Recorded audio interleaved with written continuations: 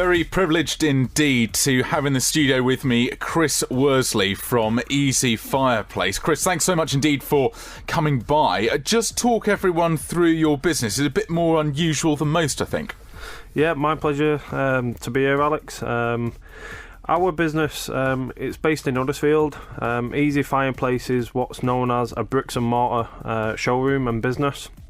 That basically means you can come along, touch and feel, experiment with the fireplaces, play with them, see how they work, and basically get a gist of what the product is and what it does. But you cover a whole sort of entity. It's not just the sort of the mantelpieces, so to speak, that go over it. It's much more than that. Yeah, the aspect of the fireplace industry is so much more than what is known as the mantle or the surround. Yeah. We do the fireplaces. We do them bespoke, made from limestone, marble, wood, cast iron, black granite. You've then got things like the gas fires. You've got your inset fires, your outset fires, your wall hung fires. You've then got your stoves. You've got your wood burners. You've got your multi-fuel burners. Crikey, is there anything you don't actually stock, or dare I say know about? This could be quite a technical conversation, I think. Yeah, I mean, from the business it's a little village called Milnesbridge, which is in Huddersfield. We've got over 180 products on display that we can demonstrate. It's a case of coming in and we get the product right for you and your home. It's not about selling a product, it's about selling something that's perfect for the home and how you're going to use it. I mean, it's been quite interesting. I mean, what of the changes that you've seen in the market in recent years? I know sort of the oil price, for example, is all over the place, and I don't know whether you've just seen as a direct result whether there's been an upsurge in business. The main thing that's changed is it's all about performance of what you're purchasing. With the economic crisis that we all went through, everyone started looking after the pound. Our money is very virtual, and so are our heating bills. Then once a month we get slapped with a bill, and that's when the virtual becomes reality. So suddenly it's, well, how can we stop this virtual money becoming such a big reality check at the end of each month? So people get seeing, as you said, the bill land on the doormat once a month, thinking, well, that's quite a lot to be forking out for my gas, oil, whatever you're running off, and then people are switching, I dare say, to sort of stoves and fire alternatives. There is quite a lot of things in the industry that have changed. Basically, the stove market shot up. The stove market went right through the roof. Everyone wanted wood burning because they thought it was an ideal solution to make their heating bills a lot cheaper. Is that true? Is that the case? It actually wasn't. We, as a company, my decision was not to join that rat race. Basically, everyone was selling stoves based on no knowledge, no information given to the customers, and the stove and the idea behind the stove basically sold itself. It is a beautiful product. You've got the warm, romantic flames. You've got the heat from it. It brings back memories of grandparents, brings back memories of holidays in cottages. Whatever it will be, an open fire brings back and triggers memories. And that's basically how the industry romantically rose through the last few years. Into a big sort of marketing campaign on the stove kind of front. did. But why didn't it work out for people, do you feel? It's a little bit... The stoves are a really, really great product, and if it's used correctly, it can be a good heating source. The main thing is the cost. The cost of wood has gone up. The cost of coal has gone up. So the cost of actually fueling that appliance has gone up, so now it's just not that cost effective. I suppose the other thing that often crops up is that people really want a fire, and you always traditionally think that you need a chimney or a chimney breast that you can actually utilise. But I think I'm right in saying that nowadays you don't necessarily need to actually have a chimney at all. There are other options open to you. The industry's gone down a little bit of a line of interior design.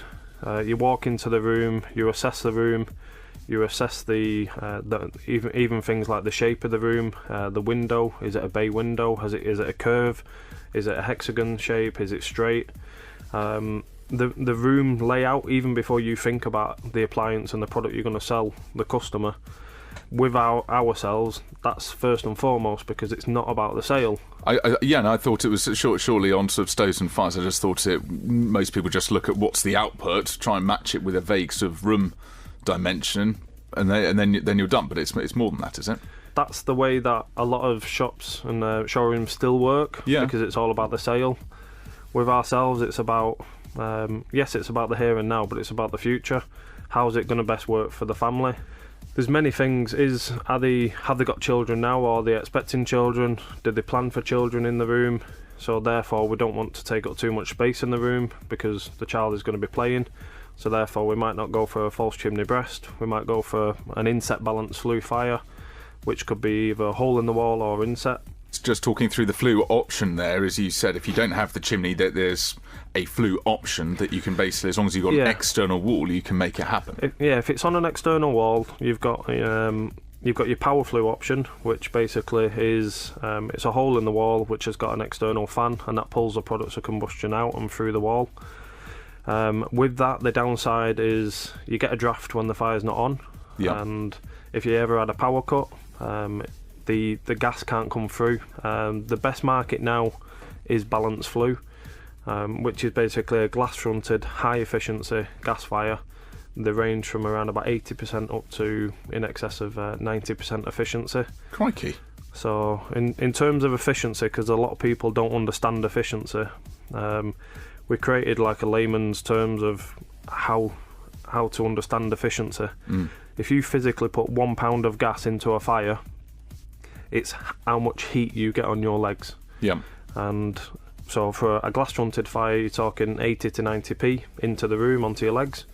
The rest of it is lost through the flue, through the products of combustion, latent heat, many different things. You've then got your open fronted fires, and with them they range from around about 50 to 75% efficient. But the industry has changed quite a lot, and it is now a lot more focused around energy efficiency. And is that the new frontier at the moment? Is that where the latest technology is being ploughed into the industry? It's all about energy efficiency, or are there any other avenues as well being looked at?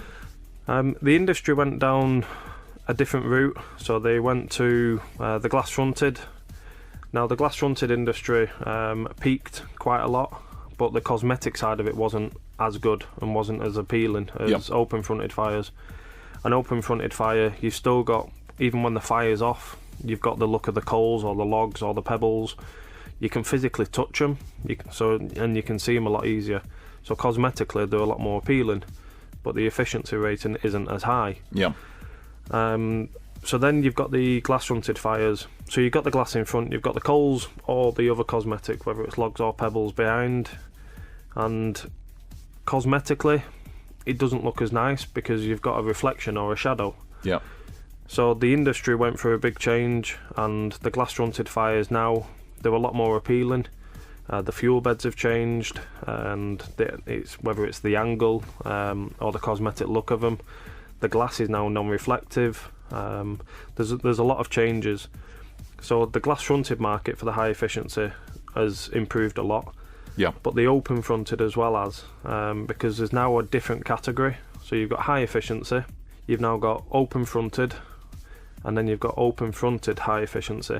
The open fronted is, if you look at the fire and the face of the fire, you've got what I call is face value. Yeah. How much air can be drawn through that face at any given time. Now with a glass fronted, it's minimal, because there's a glass air, as you can imagine, there's not much air to pull through. Yeah. It only pulls through the top of the fire and through the bottom. Now with the open fronted fire, the face value is a lot more dramatic, because you've just got the canopy and then all the coals or whatever the cosmetic layout is. So you've then got the open fronted HE. So it's still open, you've still got all the cosmetic stuff, but the canopy is slightly bigger.